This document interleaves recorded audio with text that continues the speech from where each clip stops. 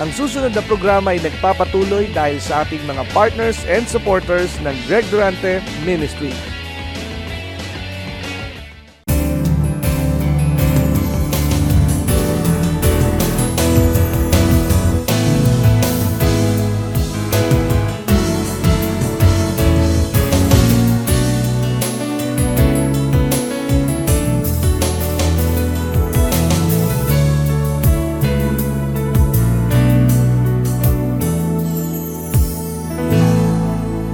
So that I will be filled to overflowing with all the wisdom prepared for me.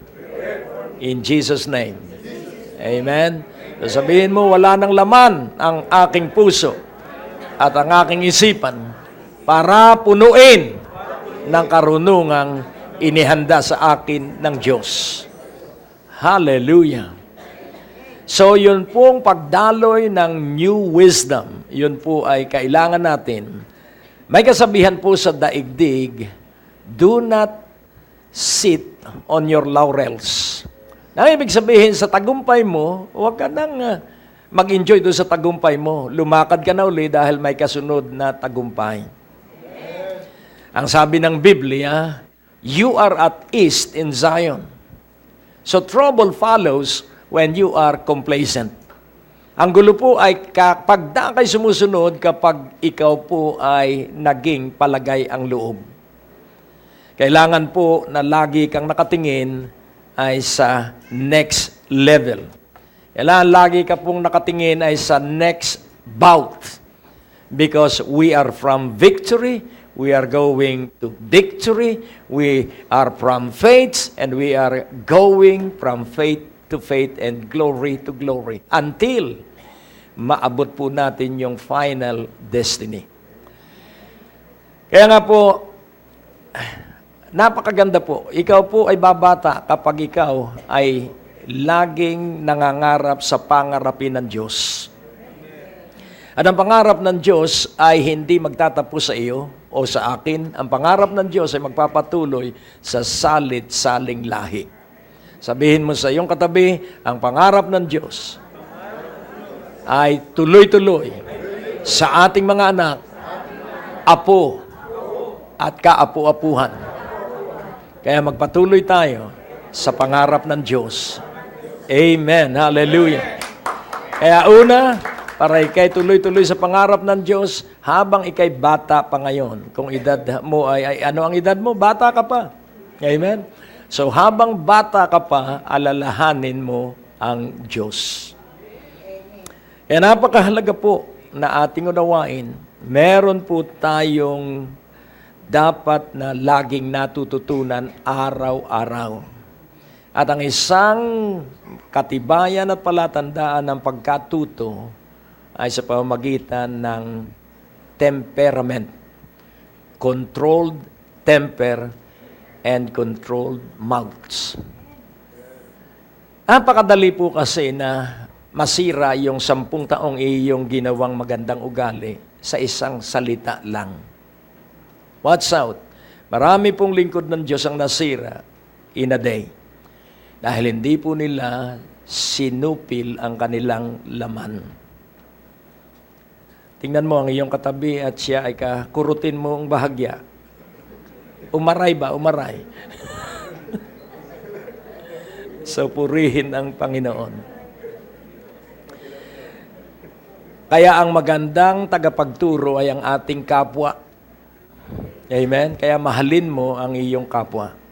You have to love your neighbor. Ano po ba ang great commandment? Love God with all our heart, with all our mind, with all our soul, with all our strength, and love our neighbor as we love ourselves. So, napakahalaga po na ang simpleng katotohanan ay ating nalalaman at isinasabuhay. Kaya simple lamang po ang title, Essentials to a Fruitful Life. Yun pong word na essential ay you cannot do without. Yun po yung essential. You need it.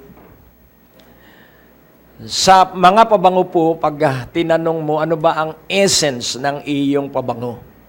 Is it lemon? Apple? So, yun po yun sa pabango ng kotse. Kaya meron pong essence. Pero pansinin po natin, yung liquid po ay may halaga lang, yung perfume ay may halaga lamang sa pamamagitan ng essence. Kaya nga, may halaga lang tayo dahil kay Jesus. Kung hindi si Jesus, bali wala po tayong lahat. Kaya nga po sa Luke 15, Luke 15, verses 31 and 32. Ito po tungkol sa alibughang anak. And he said unto him, Son, thou art ever with me, and all that I have is thine. Verse 32, it was meet that we should make merry and be glad. For this thy brother was dead, and is alive again, and was lost, and is found. So nais ko pong inyong maunawaan yung verse 31 para maunawaan ninyo kung paano at bakit ka magagalak. And all that I have is thine. Sabihin mo nga po, and all that I have is thine. Then sa Romans 8, verse 32. Romans 8, verse 32. He that spared not his own son, but delivered him up for us all, how shall he not with him also freely give us all things? Basahin po natin sabay-sabay yung mula sa how.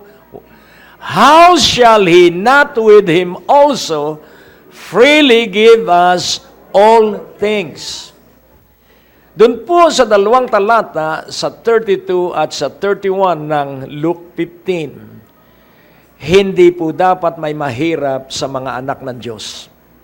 Wala po dapat na pulubi sa mga anak ng Diyos. Salamat sa tatlong amen. Napilit na pilit. Amen. So, pansinin po natin, atin ang lahat ng nilikha dahil kay Jesus. Pero bakit ilan ang gumagamit ng mga nilikha ng Panginoon na para sa kanyang mga anak? Sa 2 Corinthians 8:7, nais ko pong maliwanagan kayo ng hustuhan. Therefore, as you abound in everything, in faith, in utterance, and knowledge, and in all diligence, in your love to us, see that you abound in this grace also. So yung pong word na abound, iyo pong bilugan, ilang ulit dito sa verse 7 yung word na abound? Ilang ulit po? 2. As you abound in everything.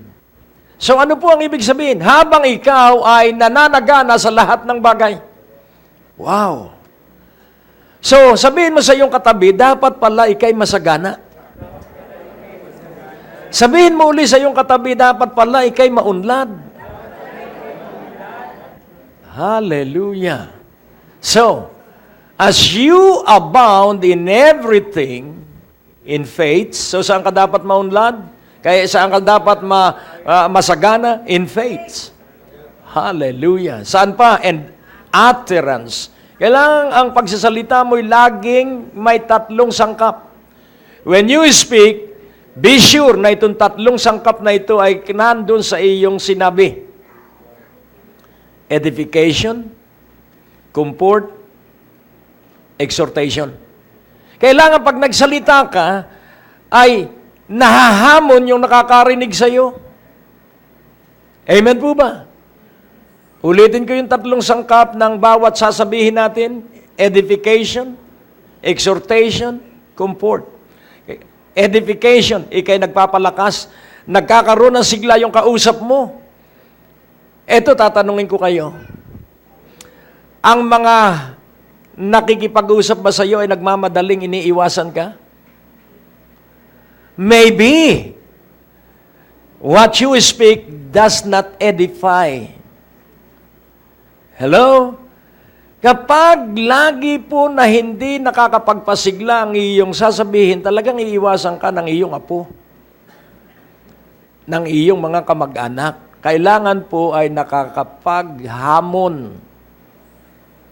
Alam mo, kahit naman ganito na hanggang ngayon ay kasyang-kasya lang ang pagpapala ko kahit ako'y 35 Kristiyano na. Pero alam mo, ang kagandahan nito, ang asawa ko ay napakabait. Ang mga anak ko ay lahat ay naglilingkod sa Diyos. Ang mga manugang ko ay napakabait sa kanilang biyanan. Hello? So, maiinggan po yung nakikinig sa iyo. Babalik kaya sa iyo yung, alam mo, ang buhay ko, talagang mahirap talaga ang maging Kristiyano. Hindi po mahirap maging Kristiyano. Sa salita lang yon. Kapag nasabi mo na salamat at totoo nga ang Biblia na pag ikaw ay lumakad ng totoo, marami kang pagsubok. Hello? Na kay Jesus ang tao, wala may pagsubok. Di mas magandang na kay Jesus dahil yung pagsubok natin ay iniaangat tayo sa mataas na kalagayan at uri ng buhay. Amen po ba? Nakukuha niyo po. Para bang pag napakinggan ko, alam mo, ang pagiging born again, mahirap na buhay yan. Iniiwan ko na yun. O kaya hindi ko na pinakikinggan dahil napakaganda po na ako ay anak ng Diyos. Exhortation. Amen? Ano ang exhortation? Pansinin po natin nung iligtas mula sa more than 400 years of slavery. Saan sila unang dinala ng Panginoon? Sa ilang. Pero dala-dala nila ang lahat ng kayamanan ng Ehipto.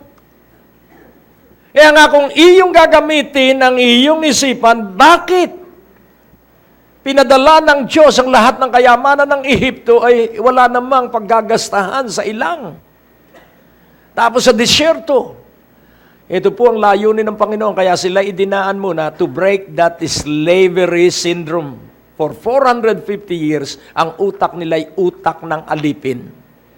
Kaya kung mapapansin po natin, kung gaano tayo katagal na nabuhay sa daigdig, ganon tayo nakulapulan ng mga superstitious belief, ng mga... Mapapansin mo na ikay nakakapagsalita pa rin ng Jesus, Maria, Joseph. Dapat wala na po yun. Hello? Nakukuha niyo po? Kailangang Jesus na lang. Nakukuha niyo po? Kaya, yun po, binibreak yun. Binibreak yun sa atin araw-araw. Kaya tayo may pagsubok to break us para tayo ay maging lantay at puro at dalisay na sandata. We are weapons of war of God. Tayo po'y sandatang pandigma ng Diyos sa kanyang kamay. Huwag mo pong kalilimutan yan. Kaya ang pagsubok, ikaw ay pinatatalas. Ikaw ay pinatatalino. At ikaw ay pinatutulis because you are a weapon of war in the hands of God. So abound in everything. Abound in faith. Amen? Abound in utterance. Abound in knowledge. Knowledge of the truths. Because wisdom without knowledge is mystery. Knowledge need understanding. And understanding can only be achieved by doing the Word of God. Once na naisagawa natin ang salita ng Diyos, doon natin maunawaan ang kagandahan ng karunungan ng Diyos. He is omniscient. He is all-knowing. Alam niya ang nakaraan sa atin, alam niya ang kasalukuyan, alam niya ang hinaharap, pero hindi natin alam ang ating hinaharap. Hindi natin maunawaan ang mga pamamaraan ng Diyos. Si Elijah o Elisha, na napakatapat na lingkod na matay sa sakit. Si Job ay nagkasakit for so many years. Pero siya'y pinagaling ng Panginoon. Si Lazarus na namatay, sa ika-4 na araw binuhay ng Panginoon. At namatay muli. Si Smith Wigglesworth, 23 dead people ang kanyang binuhay sa kanyang ministry. Namatay siya sa sakit. Kaya nais ko pong ipaunawa, marami pong katanungan na hindi sasagutin ng Diyos. Sapagkat ang atin lamang katungkulan ay sumunod sa bawat araw. I-enjoy ang lahat. Sino rito ang nag-i-enjoy kapag kinakapos sa pera at maraming bayaran na lampas tao? Pag na-enjoy mo yun, mapagkakatiwalaan ka na ng Diyos ng maraming pera. Kaya mas matagal po ang preparasyon dahil mas mapanganib po kapag ikay mayaman na. Kaya inihanda tayo ay binabasag araw-araw.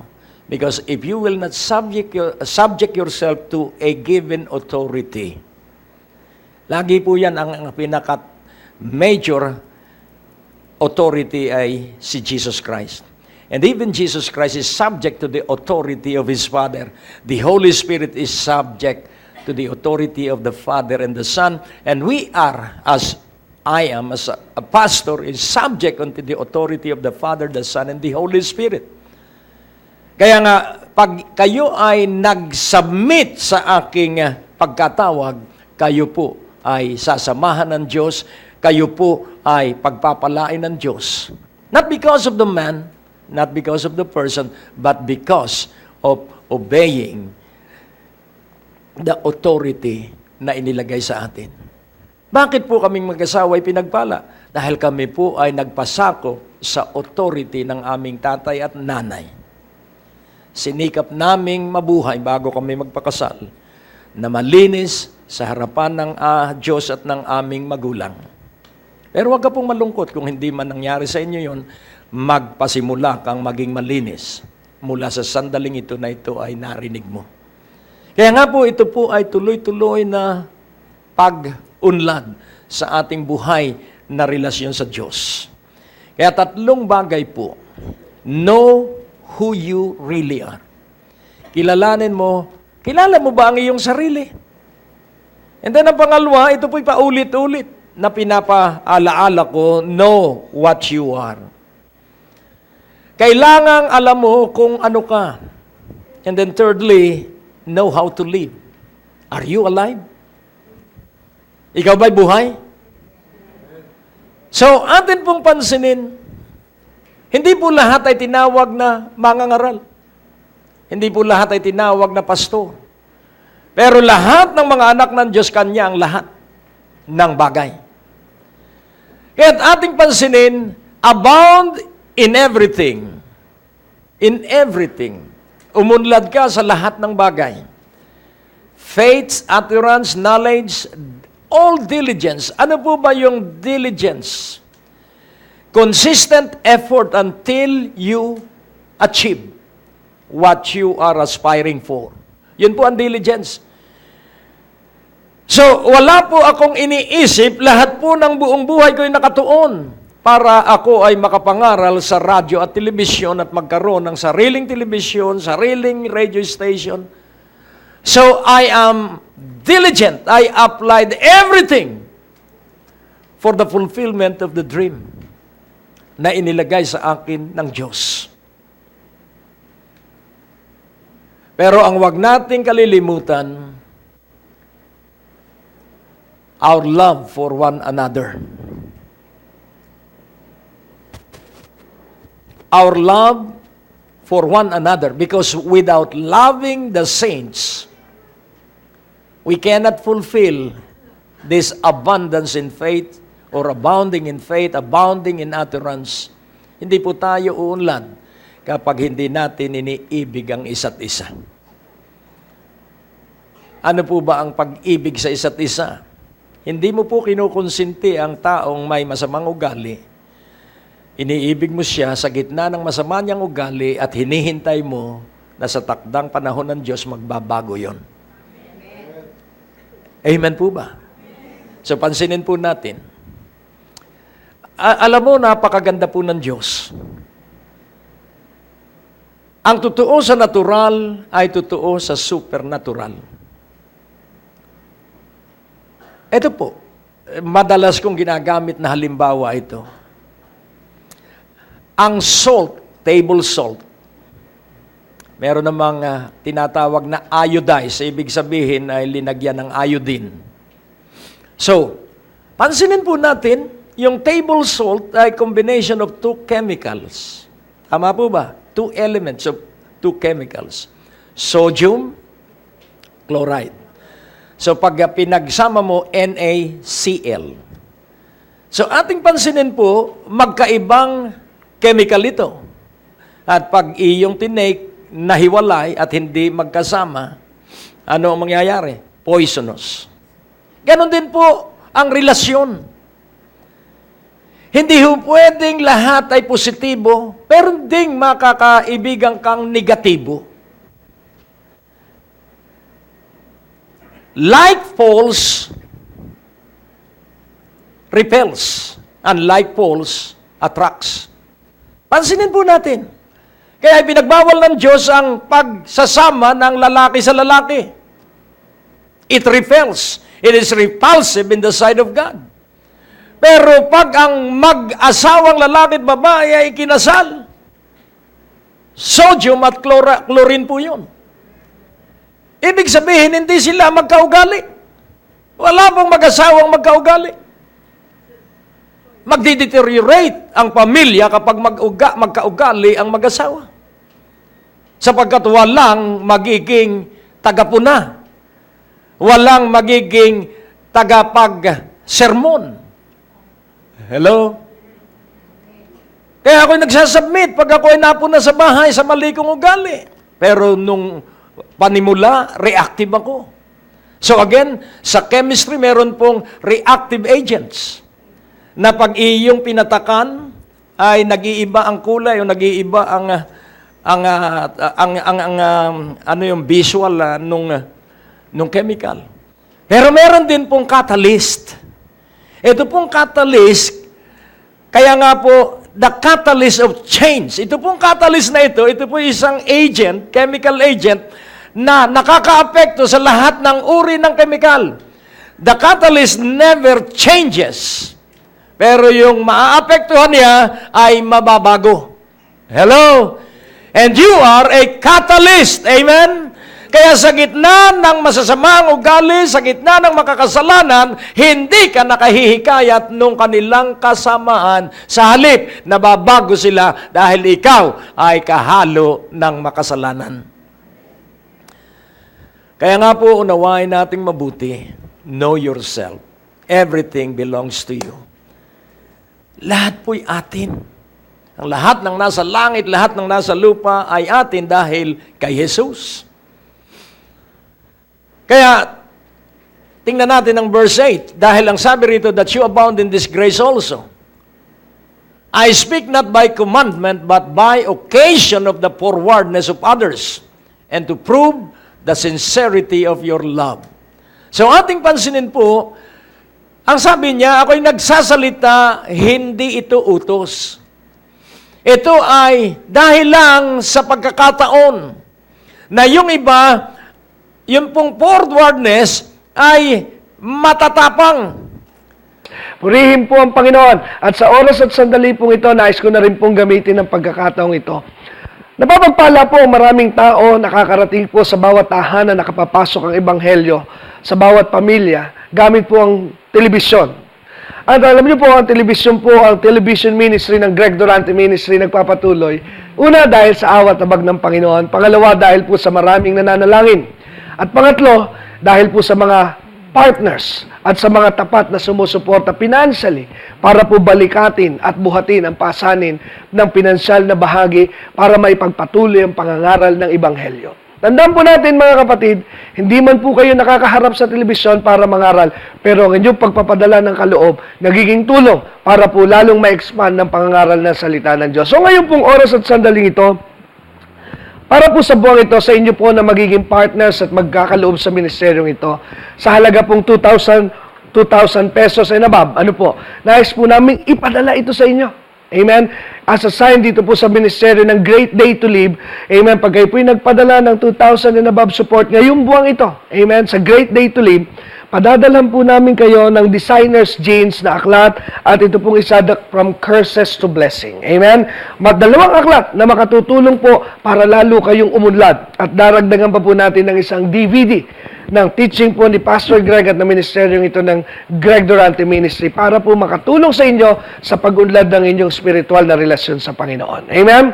Kaya pag kayo po'y nagpadala ng kaloob sa buwang ito, kung ito po'y sa mailbox, sulat po ninyo doon, huwag kakalimutang isulat, na sabihin po ninyo na kayo po ay humihingi, nagre-request ng ating pong gift para po sa buwang ito, 2 libro at isang DVD. At kung ito naman po ay sa pamamagitan ng bangko, i-text nyo po yung mga number o kayo tumawag sa opisina para po ipaalam ang mga detalye na kayo po ay nagkaloob sa ministeryong ito para mag-request ng ating pong sign of offering and thanksgiving to you as our partners for this month. God bless you everyone.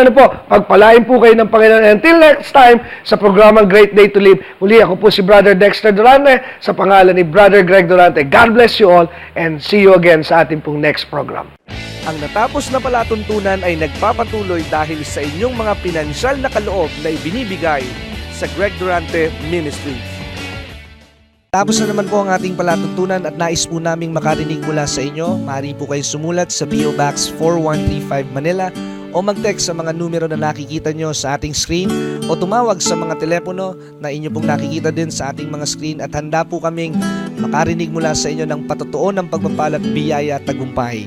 At kung kayo po ay napagpala sa palatuntunan ito, maaari nyo pong ipadala ang inyong mga kaloob sa iba't ibang sangay ng Bangko de Oro sa buong Pilipinas at maihatid ang mabuting balita sa lahat ng panig ng bansang Pilipinas. At kung kayo po ay wala pang dinadaluhang panlingguhang gawain, inaanyayahan po namin kayo sa 2nd floor, Medicor Building, Ortigas Avenue, Green Hills, San Juan, alas 9:30 ng umaga at alas 4:30 ng hapon. Lahat po ay welcome sa gawain ito. At tuwing araw ng Biyernes, meron po tayong Night of Revival sa ganap na alas 6 ng gabi. Dito rin po sa Green Hills, San Juan. Magsama-sama tayo sa palatuntunan ito sa ganito rin pong oras at patuloy ninyong maranasan ang biyaya at kasapatan ng ating Panginoon, and it's always a great day to live.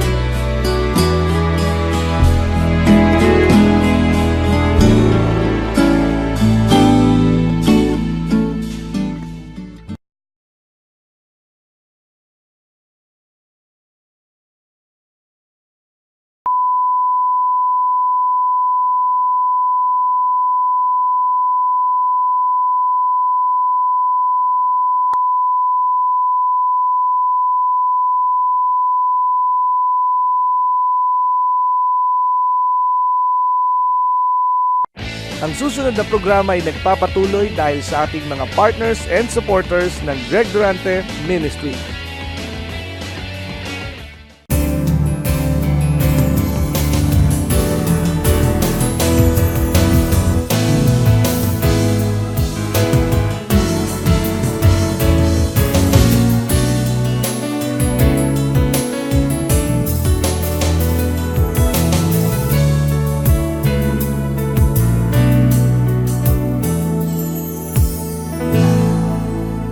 Walang pakundangan na ipinahayag nila.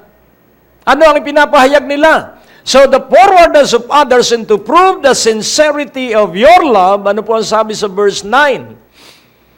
For you know the grace of our Lord Jesus Christ, that though He was rich, yet for your sakes He became poor.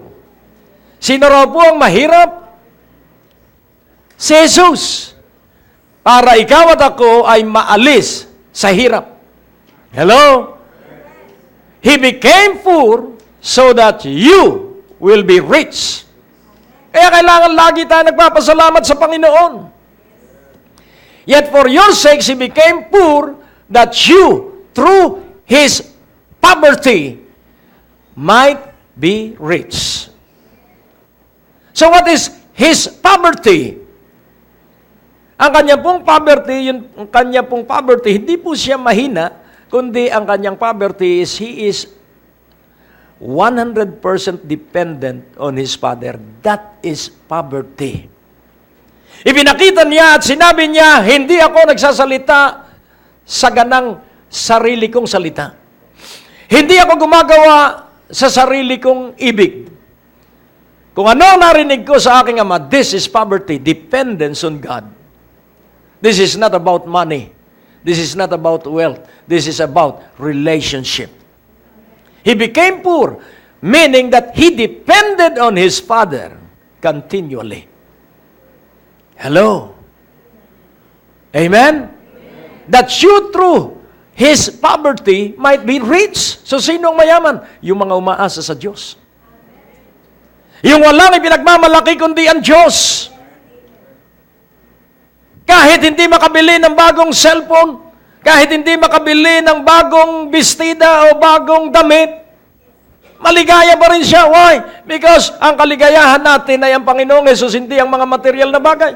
Ang material na bagay nawawala ng halaga. Pero ang Panginoong Hesukristo lalong umuunlad habang iyong iniibig. Oh, purihin ang Panginoon. He became poor, that you through his poverty might be rich. So pansinin po natin yung poverty tinutukoy dito. Hindi po ito tungkol sa pera. Hindi po ito tungkol sa kayamanan. Ito po tungkol sa total dependence and obedience to his Father. Silipin natin ang John 5:19. John 5:19. Then answered Jesus and said unto them, Verily, verily, I say unto you, the Son can do nothing of himself. But what he seeth the Father do, for what things soever he doeth, this also doeth the Son likewise. So, ang kanyang tinitingnan ay ang kanyang Ama. So, sino ang ating titingnan? Ang Panginoong Hesus. Paano natin makikita ang Panginoong Hesus? Tatanungin ko kayo. Is Jesus happy when he became a man? Maligaya ba sa Jesus nung siya ay maging tao? Of course, he is very happy. Why? Because of his relationship with his Father. Ang tunay pong kaligayahan ay sa buhay na relasyon sa Diyos. Hindi po sa mga material na bagay. Amen po ba? And then sa verse 30, John 5:30, I can of mine own self do nothing. As I hear, I judge. And my judgment is just because I seek not mine own will, but the will of the Father which hath sent me. So what is Jesus' poverty? It is not money. Dahil si Jesus, sasabihin lang niya na sa bibig ng isda, doon sa lawa, may pera. Hello? At si Jesus, napakayaman ng kanyang ministeryo, kaya meron siyang ingat yaman na magnanakaw. Hindi maubos yung kanyang treasury.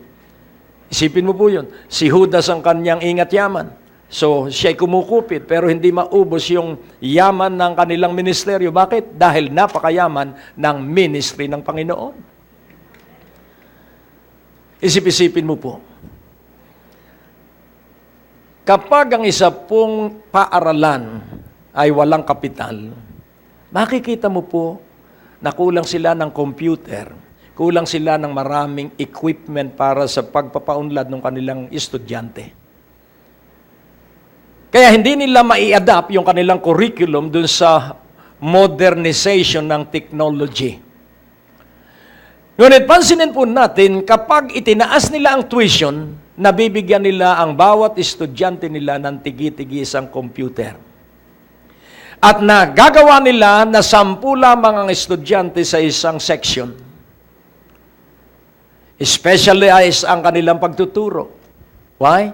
Para pakinabangan yung maunlad na teknolohiya. At ganoon din po ang simbahan.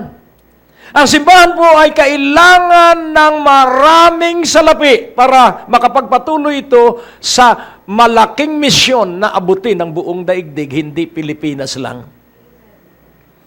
Ang sabi ng isang kausap namin noon, alam niyo po ba, sabi sa akin, na yung simbahan, nitong simbahang ito sa Makati, at yung 200 outreaches nila sa buong Pilipinas, pag sama-samahin na po ang tithes and offering ng 200 outreaches, mas malaki pa ang 1-month tithes and offering ng Makati base na Central Church. So pansinin po natin. Kaya marami pong simbahan ang hindi makapagpatuloy dahil sa kakapusan at kakulangan. Ngunit, kung ito ay matutustusan. Kaya nga ating unawain, para tayo ay maging maunlad, para tayo ay maging masigla. Kaya nga po, essentials to a fruitful life. Ang sabi ko, Panginoon, hindi po ba to a rewarding life? No. Because a reward is based on what you are doing. But fruitfulness is based on who you are. Hello?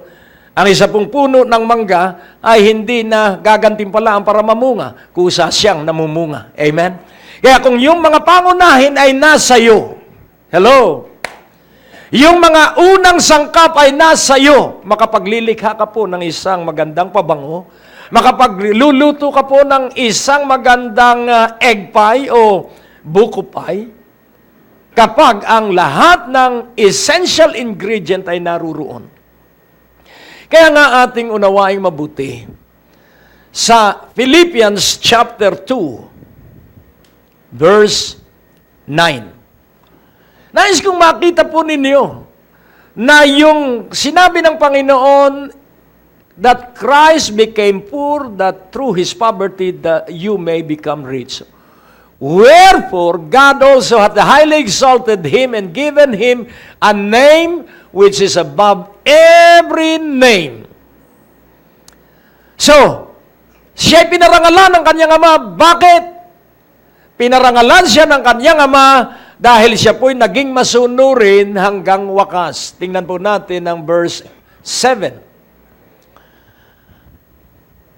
But made himself of no reputation and took upon him the form of a servant and was made in the likeness of men. Verse 8.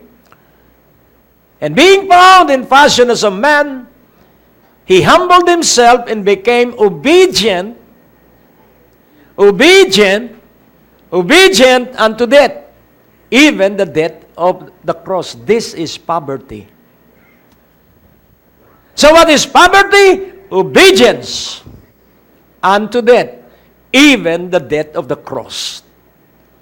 Kaya kung ito po'y ating maunawaan, and this is essential for your fruitfulness, for a life of fruitfulness, obedience. Sa John 8:29, ang pagiging masunurin po ay ang pagpapatuloy na nananatili sa Panginoon. He that sent me is with me. The Father has not left me alone, for I do always those things that please Him. So ano po ang poverty? Poverty is always dependent on God. And how shall you live on dependence? Always, I do what pleases Him. Kaya kung ikay anak, ang paggalang mo sa tatay at nanay mo, that pleases God. Amen po ba? Batas sa iyo ang sasabihin ng iyong tatay at nanay. Hindi ka susuway. Pag sinabi ng tatay at nanay mo, maglingkod tayong lahat sa Panginoon, huwag kang susuway. Because that pleases the Father. Kapag tayo nag-iikapo at nagkakaloob, at ginagawa natin ito na tayo maligayang maligaya, that pleases the Father. I do what pleases Him. Kaya hindi niya ako iniiwan. Ang Diyos po'y napakabuti. Kaya nga unawain nating mabuti, hindi po tayo lahat tinawag sa fivefold ministry. Hindi po lahat tayo pastor. Hindi po tayo lahat ay ibanghilista. Hindi po tayo lahat ay propeta. Meron lang tinawag na ilan. Kaya ang tala ng Biblia, He called some. Tinawag niya ang ilan. At dahil hindi tayo lahat ay pastor, pero ang tiyak ko, lahat po tayo anak ng Diyos. Kaya doon sa ating teksto, sa Luke 15:31-32, everything is yours. Sabi nung ama sa kanyang anak. Lahat ay sa iyo. And he said unto him, Son, thou art ever with me, and all that I have is thine. So ano ang problema nung kuya? Ang problema nung bunso ay alibughang anak siya. At kadalasan ang sermon ay tungkol dun sa alibughang anak. anak, nakalimutan yung kuya. Mas masama ang ugali ng kanyang kuya kaysa dun sa alibughang anak. Hello? Bakit? Bakit masama ang ugali ng kuya? Dahil siya, mabait nga, dahil hinihintay niyang mamatay na yung kanyang tatay para kanya na lahat ng kayamanan. Hello? So siya sumusunod sa kanyang ama, siya gumagalang sa kanyang ama, sapagkat hindi siya kasing sama nung bunso. That is pharisaical attitude. Yun po'y ugali ng mga Pariseo na mapagmataas. Dahil kung siya nabuhay na kapatid, ikalulungkot niya yung pagsama ng ugali at buhay ng kanyang kapatid. Dapat siya ay nag-aayuno para ang kanyang kapatid ay maligtas. Pero wala siyang ginagawa sapagkat hindi siya interesado sa kanyang kapatid. So he know that he is a son of his father, but he doesn't know that he has a brother. Iba po yung pamumuhay na anak at iba rin po yung pamumuhay na kapatid. Huwag na aalisin mo sa iyong sariling buhay na tayo'y magkakapatid kay Kristo. Amen po ba? Kaya nga, ang sabi ng Panginoon ay, have a new commandment, love one another as I have loved you. At ang sabi rin niyang patuloy, let your love for one another abound into righteousness. Kaya kailangan na tayo nagdadalanginan. Kaya ako nakukuha ang mga pangarap na ibinigay sa akin ng Diyos dahil sa inyong mga panalangin. Kaya ako'y nakakapangaral ay dahil sa inyong panalangin. If you will not pray for me, hindi ako makaririnig ng boses ng Panginoon. Kaya nga ating unawain, he is not only a child of his father, he is also a brother. At ang isang katotohanan pa rin, we are all followers of Jesus. I know why you are here, because you are a bona fide follower of Jesus. Ikaw po sumusunod kay Jesus, kaya ka narito. Pero hindi po nagtapos sa pagiging follower. Naging disciples lahat. Hello. So after following Jesus, they sit at the feet of Jesus to listen about the teaching of Jesus. They became disciples of Jesus Christ. Saan po nandun ang fruitful life? Saan po nandun ang rewarding life? If you are a disciple of Jesus Christ, then you will serve Him. In what manner? You must serve Him. Idalangin mo lang ako. Kahit nasa bahay ka, araw at gabi, idalangin mo ako. Nagamitin ako ng Diyos na pahabain ang aking buhay, na ibigay ng Diyos ang mga salita sa aking labi. You are doing ministry. Hindi po lahat. Yung iba kasi gusto laging sa labas, laging sa lakaran, laging sa misyon. Dahil ang pinakamahirap pong ministry ay panalangin. Lalo na po ang intercessory prayer ministry. Bihira po ang tumatagal dyan. Dahil wala siyang nakakausap, kundi ang Diyos. Ay maraming tao, ayaw na Diyos lang ang kausap. Hello? Kung magsasanay ka na makipag-usap sa Diyos, makikita mo na maraming mababago sa iyong bahay, sa iyong paligid, mga anak mo lahat ay maglilingkod sa Diyos. The powerful ministry is the powerful intercessory prayer, which is a hidden ministry. Nakatagong ministeryo po yan. Pero yun po ang nagpapabago sa buong kapaligiran. Mga intercessor. And then at the same time, tayo po ay servant. At the same time, we are warriors. Tayo po'y lingkod. Aspire not to be great. Aspire to be a servant. Because when you are a servant, greatness will just come without even desiring it. Maglingkod ka lang ng maglingkod. Amen? Maglingkod ka lang ng maglingkod. Kaya nga, kung titingnan natin ang pyramid, yung Trinity, the Father, the Son, the Holy Spirit. Pero sa leadership po, ito po, ang pyramid po, makikita natin na yung straight line dito ay base. Kaya nga, yung enclosure ay yung buong kongregasyon o kung baga sa pamilya, ay yung buong pamilya. So, nasan po dapat ang pastor? Nandun po sa base. Ano ang ginagawa ng pastor?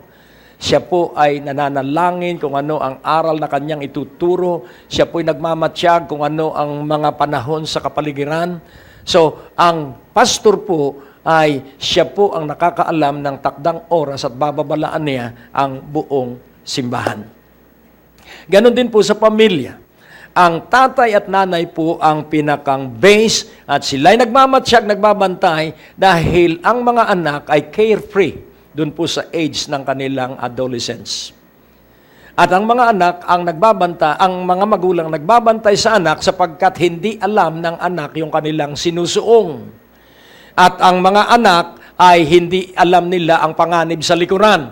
Pero ang tatay at nanay alam ang lahat at sa kabiguan ng kanilang anak, kahit tumigas pa ang kanilang ulo, alam ng kanyang magulang na siya ay magbabago rin sa sandali na matuklasan niya ang katotohanan.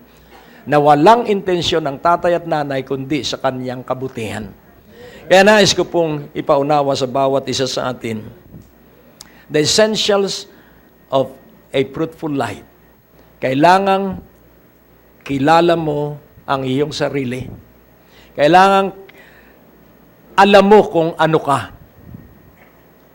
You are a child and at the same time a brother or a sister. Amen? So not just a brother, not just a sister, you are also a servant. Serve one another. If you want to be great in the kingdom of God, be servant of all. Amen? Huwag yung laging gusto mo ikaw ay paglilingkuran. Hayaan mong ikaw ang naglilingkod sa kanila. At kung ano ang iyong binigay, yun din ang iyong matatanggap. Kung ikaw ay naglilingkod, meron din taong maglilingkod sa iyo. Kung ikaw ay nagpapakain, meron din taong magpapakain sa iyo. Kung ikaw ay nagkakaloob ng salapi, nagbibigay sa mga dukha, meron ding magbibigay sa iyo para meron kang maraming ibibigay sa mga dukha. So know who you are, know what you are, and know how to live.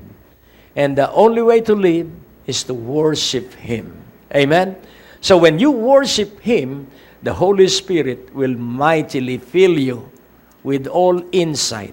The Holy Spirit will always fill you with instruction, counsel from the Father and from the Son.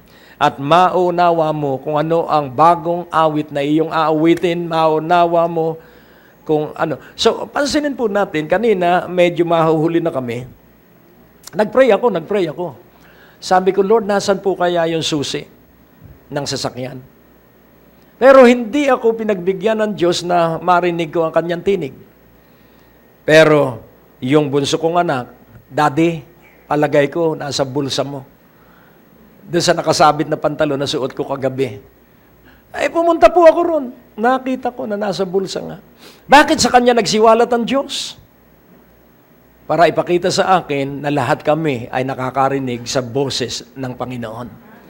Dahil ang pinakamakapanganib ay kapag ang tatay ang naging alsa boses at nagpahayag na ako lang ang kakausapin ng Diyos. Hindi po. Sa buong pamilya, lahat po'y personal na makakarinig sa tinig ng Panginoon. So, hindi po pwede tayong magkakaugali. Iba't iba po ang ugali natin. At ang mature, kapag hindi mo hinusgahan at hinatulan ang taong kaiba sa iyong ugali. Huwag kang mangangasiwa ng tao para maging katulad mo. Never do it. Mapuprostrate ka at mabibigo. Kung maaakap mo ang mga tao sa kanilang ugali at the moment, makikita mo ang pagbabago sa kanilang buhay at sa kanilang ugali. At ang isang napakagandang himala, kapag hindi ka na humahatol, hindi ka na humuhusga, hindi ka na rin nagrereklamo, at hindi ka na rin napapagod. Sapagkat ang puso mo ay katulad na ng puso ng Panginoong Hesus. The essentials of a fruitful life. Ang iyong sarili, kilalanin mo. At kilalanin mo kung ano ka. Bakit ikaw ay nabubuhay. At pag natuklasan mo ito, mahaba ang iyong buhay. Sapagkat ikay mangangarap, hindi na pangarap mo. Ang layuning iyong gagawin, hindi na layunin mo. Pangarap na ng Diyos at layunin na ng Diyos. At dahil kasama na natin ng Diyos, gaganda ang ating bahay. At ito ay magkakaroon ng makapangyarihang presensya ng Diyos. At ang palatandaan ng presensya ng Diyos, kapag galit ang kasambahay, ikaw ay tahimik. You just take all the blame. And a sure sign of maturity is that you admit that you are wrong and ask sorry. Kaya ugaliin natin lagi ang salitang please, thank you, please, thank you, God bless you. Amen? At makikita mo na uunlad at magiging kang mabunga. Bow down your head. O Diyos na dakila amang makapangyarihan. Salamat. We are catalyst of change. Maluwalhati ka po sa makapangyarihang pangalan ni Jesus. At lahat ay nagsabi ng Amen. Ang Diyos po ay napakabuti. Purihin po ang Panginoon. At sa oras at sandali pong ito, nais ko na rin pong gamitin ang pagkakataong ito. Napapagpala po ang maraming tao, nakakarating po sa bawat tahanan, nakapapasok ang Ebanghelyo, sa bawat pamilya, gamit po ang telebisyon. At alam niyo po, ang television ministry ng Greg Durante Ministry nagpapatuloy. Una, dahil sa awat abag ng Panginoon. Pangalawa, dahil po sa maraming nananalangin. At pangatlo, dahil po sa mga partners at sa mga tapat na sumusuporta financially para po balikatin at buhatin ang pasanin ng pinansyal na bahagi para maipagpatuloy ang pangangaral ng Ebanghelyo. Tandaan po natin mga kapatid, hindi man po kayo nakakaharap sa telebisyon para mangaral, pero ang inyong pagpapadala ng kaloob, nagiging tulong para po lalong ma-expand ng pangangaral ng salita ng Diyos. So ngayon pong oras at sandaling ito, para po sa buwang ito, sa inyo po na magiging partners at magkakaloob sa ministeryong ito, sa halaga pong 2,000 pesos and above, nais po namin ipadala ito sa inyo. Amen? As a sign dito po sa ministeryo ng Great Day to Live, amen, pag kayo po nagpadala ng 2,000 and above support ngayong buwang ito, amen, sa Great Day to Live, padadalhan po namin kayo ng designer's jeans na aklat at ito pong isa from curses to blessing. Amen? Dalawang aklat na makatutulong po para lalo kayong umunlad at daragdagan pa po natin ng isang DVD ng teaching po ni Pastor Greg at na ministeryong ito ng Greg Durante Ministry para po makatulong sa inyo sa pag-unlad ng inyong spiritual na relasyon sa Panginoon. Amen? Kaya pag kayo po'y nagpadala ng kaloob sa buwang ito, kung ito po'y sa mailbox, sulat po ninyo doon, huwag kakalimutang isulat, na sabihin po ninyo na kayo po ay humihingi, nagre-request ng ating pong gift para po sa buwang ito, 2 libro at isang DVD. At kung ito naman po ay sa pamamagitan ng bangko, i-text nyo po yung mga number o kayo tumawag sa opisina para po ipaalam ang mga detalye na kayo po ay nagkaloob sa ministeryong ito para mag-request ng ating pong sign of offering and thanksgiving to you as our partners for this month. God bless you everyone. Pagpalain po kayo ng Panginoon. Until next time, sa programang Great Day to Live, muli ako po si Brother Dexter Durante sa pangalan ni Brother Greg Durante. God bless you all and see you again sa ating pong next program. Ang natapos na palatuntunan ay nagpapatuloy dahil sa inyong mga pinansyal na kaloob na ibinibigay sa Greg Durante Ministries. Tapos na naman po ang ating palatuntunan at nais po naming makarinig mula sa inyo. Maaari po kayo sumulat sa PO Box 4135 Manila o mag-text sa mga numero na nakikita nyo sa ating screen o tumawag sa mga telepono na inyo pong nakikita din sa ating mga screen at handa po kaming makarinig mula sa inyo ng patotoo ng pagpapalat, biyaya at tagumpay.